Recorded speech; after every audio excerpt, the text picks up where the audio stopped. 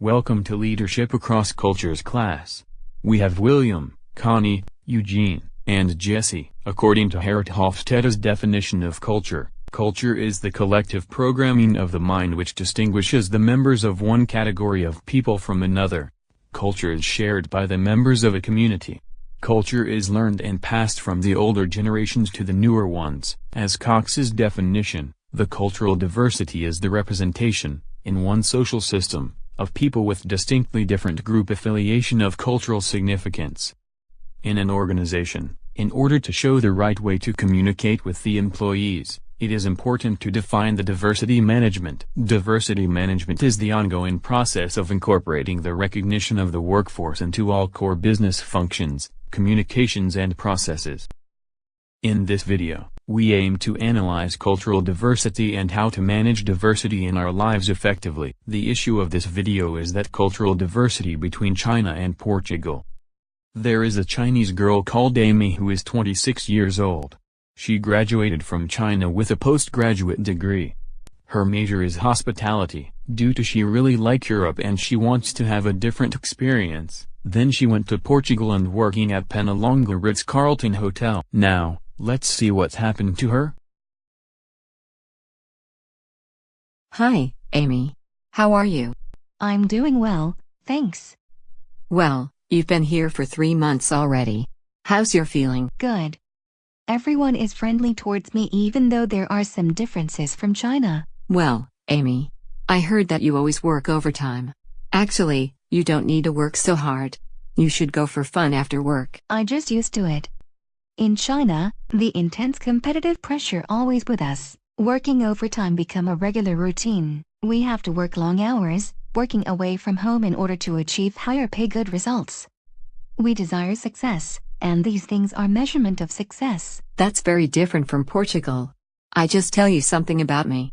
I was a doctor. I held this job for 10 years and quite enjoyed it. But I had resigned. I always worked overtime. The extra money were nice, but I'm clear about prioritizing my lifetime, then I quitted it. I want to stay with family at night, not at work. Most of Portuguese are willing to do the things what they like, and you are in Portugal now. Why not try to enjoy the life like real Portuguese? Actually, I tried it before. I asked my colleague to shop or watch a movie after work, but most of them would like to go back to home or study at night school. It is very different from China. We have lots of leisure time activities at night, after work. We often used to hang out in mall or chill with workmates and superiors. On the contrary, I discovered that some Portuguese do not willing to develop the relationship with workmates in their private time. Moreover, their talk give an index to Trompinar's dimension, specific versus diffuse, which measures how far people get involved with others' life space. In specific-oriented cultures, the project leader would segregate out the task relationship he has with a subordinate and insulates this work relationship from other dealings.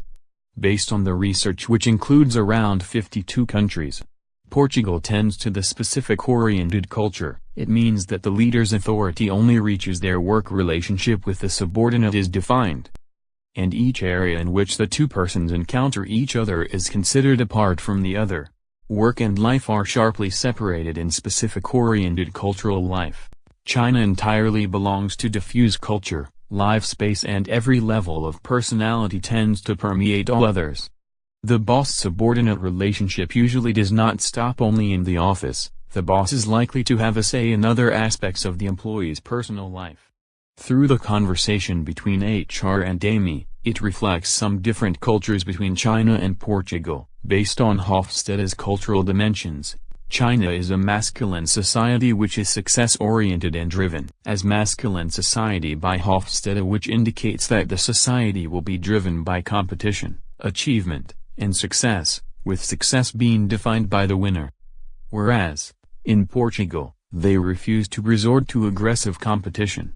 The dominant values in society are caring for others and quality of life. Portuguese don't want to be the best, but they want to do what they like. Amy, why are you so quiet while having the meeting? Are you in the bad mood or something happened? Nothing happened, I'm fine. Actually, don't be afraid and nervous. You can just say something out loudly to express your emotion. In Portugal, you don't need to hide yourself. You can always speak out, express your ideas and opinions to argue or debate with us. We are all passionately to listen to others. Really? Because we tends to not show our emotions out directly in China. For example, if there is a problem, we will self-control, stay calm and think about rational way to solve the problem.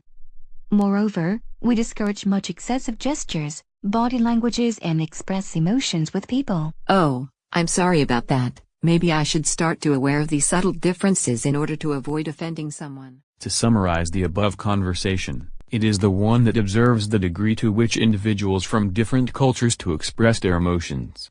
This style of interrelationship has reflected the way that people show their opinions and feelings through verbal and nonverbal communication. Verbal communication includes the tone of voice and the choice of lexicon use. Nonverbal communication includes eye contact, touching, and personal space. In the role play, it highly shows that Portugal is more effective than China. Culture at the national level is more important than ever in helping us to understand intergroup conflict. As it turns out, culture is essential to understanding intergroup conflict at the organizational level as well. Here is the definition of organizational culture by Edgar H. Schein. According to Schein's iceberg model, which consists of 3 levels of cultural analysis, their artifacts, espoused beliefs and values and basic assumptions. The first level is artifacts. Penalonga Ritz-Carlton Hotel implement the organizational culture of Ritz-Carlton Group. The artifacts of Ritz-Carlton's organizational culture is visible. Ritz-Carlton Hotel is an international 5-star luxury hotel. Ritz-Carlton properties are ostensibly adorned with extravagant chandeliers and gold finishing. The crest bears the image of a lion and a crown. So the physical evidence of hotel is very luxury. In addition, posters of the motto, credo and employee promise can be found at every Ritz-Carlton hotel. Guests can easy to observe. The second level is espoused beliefs and values. New employees at the Ritz-Carlton will learn about the mission, vision and values throughout orientation. What sets Ritz-Carlton apart is its service. They fully understand and are committed to the culture of service.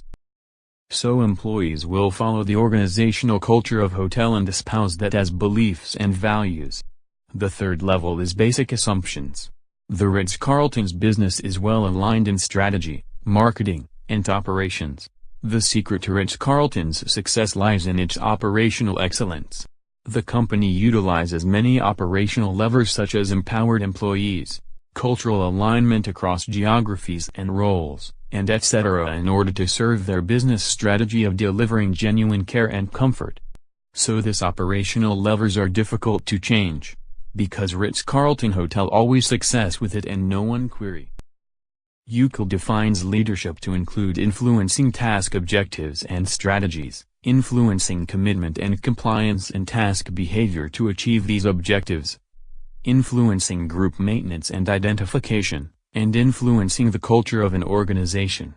According to Globe study which had conceived by Robert, China and Portugal were categorized into Confucian Asia cluster and Latin European cluster. Chinese leaders are very self-protective and pay more attention to gaining face. Leaders in China are not very autonomous or participative leaders. Having autocracy in the decision-making process is important. They do not like to let others to participate in the decision-making process and are protective of their leadership. Portugal rates high score on performance orientation, group collectivism, future orientation, and humane orientation with a very low score on owner distance. For leadership, charismatic, team-oriented, and participative leadership rate as the most effective leadership attributes. Low-scoring behaviors are humane leadership, followed by self-protective leadership. Regarding to cultural diversity, there are some benefits and challenges in the workplace. If an organization cannot manage cultural diversity effectively, the communication will become more difficult. Employees from different cultures fail to understand one another. Conversely, if an organization can manage cultural diversity effectively, it will increase the adaptability, greater variety to solutions, enhance creativity and innovation, create a better working environment, and the diversity teams can make it possible to enhance the flexibility and rapid response to change.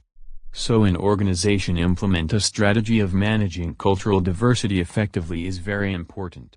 To recognize the cultural diversity, we will manage the cultural differences as the strategy of managing different cultures which has defined by Adler.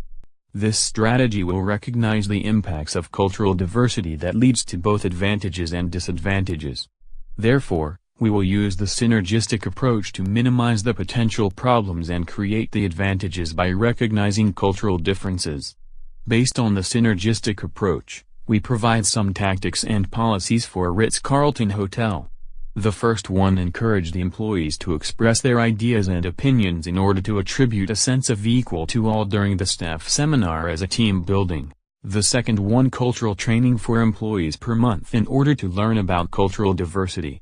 The third one employees should say hello and be friendly to each other every day in order to create a positive atmosphere at work. To conclude, cultural diversity supports the idea that every person can make a unique and positive contribution to the larger society because of, rather than in spite of, their differences. Imagine a place where diversity is recognized and respected, various cultural ideas are acknowledged and valued, contributions from all groups are encouraged, and differences are celebrated. Then your life, workplaces and the environment where you live will be more peace and friendly without unconscious bias. Here is the reference list.